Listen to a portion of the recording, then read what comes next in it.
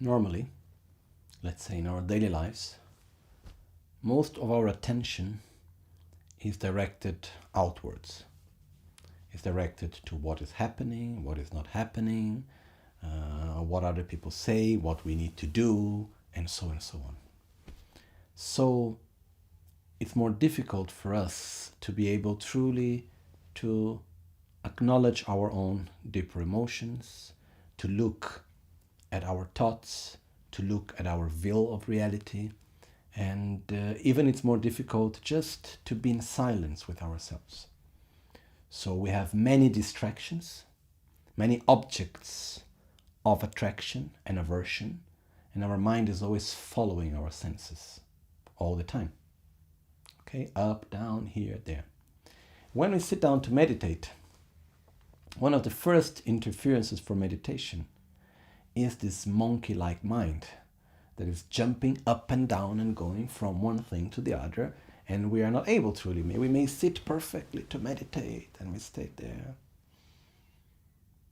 Inhale, exhale, and there I am thinking about the problem that I have with that person and what I need to do in that and how I get my object of desire and how good it was yesterday, and our mind is just going around all of that. And to deeply meditate well, one of the things that is really important is to have less objects of distraction around us so that our mind have more space for itself. Okay. So one of the things that many practitioners have been doing since centuries, since the time of Buddha or even before, is doing retreats. Retreat, in Tibetan, the word used is tsam, which means a border, which basically we create a border of interaction to have less and less objects of distraction.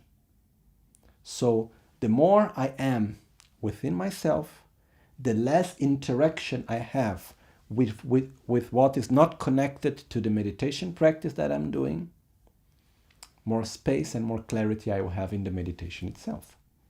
So normally during periods of retreat, what we do is that we get out of the normal daily interaction. We do not see many people. We do not talk to many people. We are away from objects of too much attraction or objects of too much aversion. And we dedicate most of our time for the meditation itself. By making that, slowly, our mind starts to get more and more space. And this allows us to go deeper and deeper into the meditation itself. What happens is that our mind is very similar to our body in different ways. One of these ways is that when we train the body, we need to make constant exercise. For example, if we take one athlete that is making training for Olympics, he cannot run one day 10 kilometers and then the next day stay lying in bed, and then the next day he needs to run 12 kilometers. It's not working like that. He needs to go on a constant basis. And every day, doing a certain amount, slowly, the body gets used to it. And what was difficult becomes easy, until gradually pushing oneself always to a higher limit. Mind works just in the same way. So, if I train myself to be in a state of concentration and peace, or if I train myself to be in a state of love or wisdom, if I generate that state 10 minutes a day, it's wonderful. But if I generate that state 12 hours in a day, it makes a big difference. One thing is training once in a while. Another thing is training with a lot of constancy for a longer period. It's like a complete different result. It's like studying. One thing is I take the book and I study a little bit a day.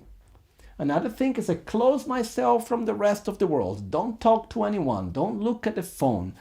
Don't look at the news. Just study that subject.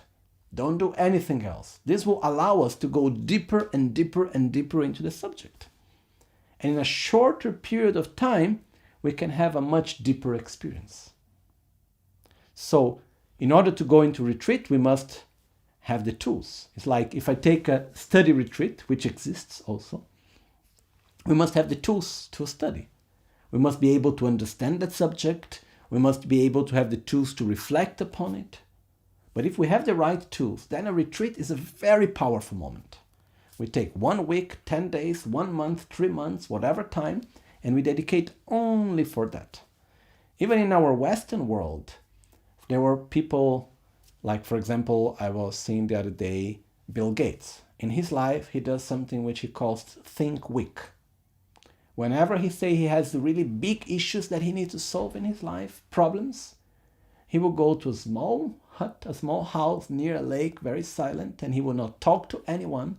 He will not be in contact with anyone else. He will just take a lot of books related to that subject, and he will read and reflect until he finds a clear solution within himself.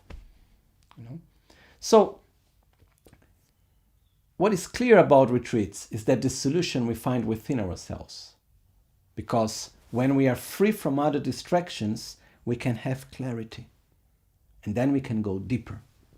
So when we're talking about meditation, about generating a state of love, of patience, of satisfaction, of generosity, of wisdom, training oneself within an inner state of peace, there is a big difference of doing it every day a little bit, which is important, or taking a period of time only for that. That's why normally what is done on the process is that for many years we should do a little bit every day and train ourselves in that. But once we know well how to meditate, then we need to go into 1 week minimum, 3 months, 6 months, 1 year, 2 years, 3 years, 12 years retreat. And that's where we can truly go deeper and deeper and have a deeper experience. And that's why I believe it's so important to have places where we can do retreat, to have the opportunities where we can sit down and meditate and have this luxury of not having worries and being able just to sit down and to go deep into our own meditation practice. One advice that I give to many people is try to at least have 2 days dedicated fully for your spiritual practice, at least every 2 months. Take in your calendar, in your agenda. Take a weekend. Go be at your home or take a hotel somewhere. Go to a Dharma center, do wherever you want. And during that 2 days, it doesn't matter if there is a marriage coming on, whatever it is, I am busy. Busy with what? With my own practice. Take the 2 days being outside of any distraction, just to sit and meditate, to reflect. If we can make it the 2 days a week, that's even better. But we do slowly. First 2 days, then 1 week, then 1 month, and then we can go deeper until we can take 1 year. Until we can take 3 months, then we can take 1 year. Just to go down and meditate every day. Normally we do 4 times a day meditation, and we go deeper and deeper into that experience. And that's something that anyone that is truly willing to train oneself well, to follow a path in a serious way, must go into retreat.